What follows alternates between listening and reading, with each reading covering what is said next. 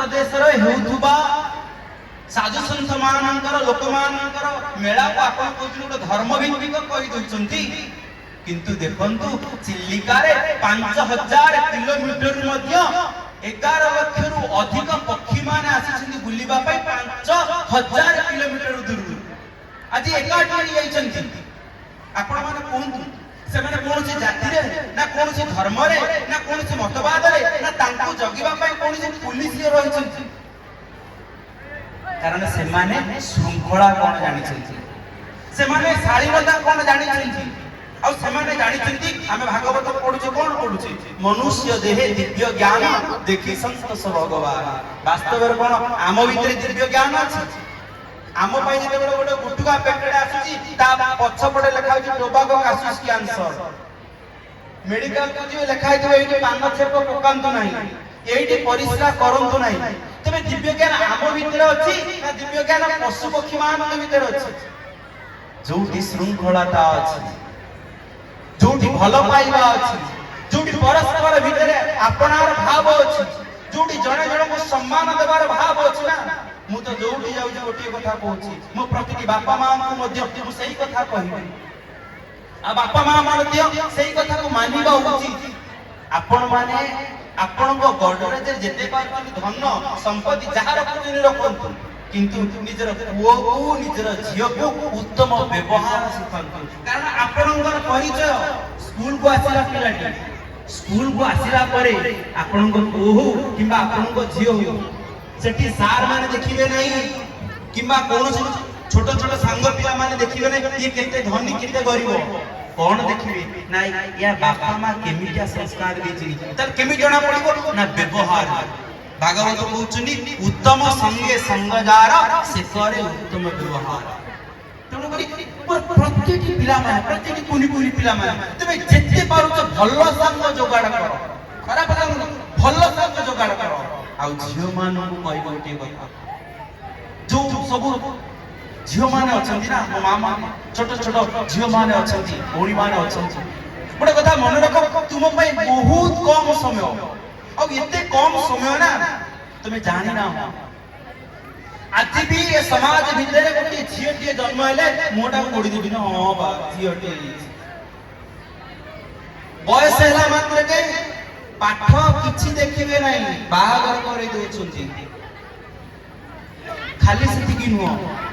विवाहर करिबा पर जते बेले से बाप घर को जाउछंती सासू बाप घर को सासू घर को जाउछंती ना सेठी समस्त कोन कहउछंती जाहौ आम घरे गोटे लक्ष्मी कर पाद पडिला किछि दिन जीवा पर जदी सेही जो झियोटी को लक्ष्मी कर पाद पडिला बोली कहउछ ना जदी तार संतान के न होवे ना संगे संगे मुंह मोड़ी कहि देला अलखणीटा यो जे आम भावधारा आम चिंताधारा आ ए चिंताधारा को परिवर्तन करिबा पाई हेले मोर प्रतिटी कुनी कुनी पिला माने झियो माने मोर भौणी माने तुमको पाठ पढिबा पाई पडिबो बिना पाठ पढारे बिना शिक्षा रे बिना संस्कार रे तुमे केते बेले आगु को जाई परिबो नाही आज भी आम परिवार रे जदी आम पुओटी आम झियोटी आम प्रश्न पचारुची आमे किछि कहि करू काहे कि ना आमे जे शास्त्र को भलो भाव रे पढी ना भलो भाव रे भलो कथा को श्रवण करी ना तुम करी प्रत्येक बापा मां माने चेष्टा करिवे शास्त्र को पढिबा पाई एवं जहां पढिले आपण भलो भाव रे बुझिबा पाई एवं निज पिला मान बुझि आपण भाबिले हम पिला मान को बुझेले देला कोन होय एते आपण पिला माने केते बड़ मनुष्य हेबे ताहा ए सेवक कहि पारिबो कि नाही ता ग्यारंटी नहीं करनो किंतु एती कथा कहि परिबी जो पिला को आपण शास्त्र सुनुथिबे शास्त्र र कथा कहउथिबे भगवत चिंतन रे तांको आगो को नइथिबे संस्कार देथिबे जते बेले आपण को बयस होई जिवो ना आपण को पाद रे पाद मिसेबा पई सेही पुओटी के बा सेही झियोटी छिड़ाई दिबो अल्प बयस बाळा पथबो मां को पचारु चले भगवान कोउठ मिलिबे मां कहउचनी जल स्थल वनगिरी आकाश तुम्भ लीला सबुठारे प्रकाश भगवान को लीला जल स्थल वन गिरी आकाश जे ए संसार किसी भल काम करने चाहिए ना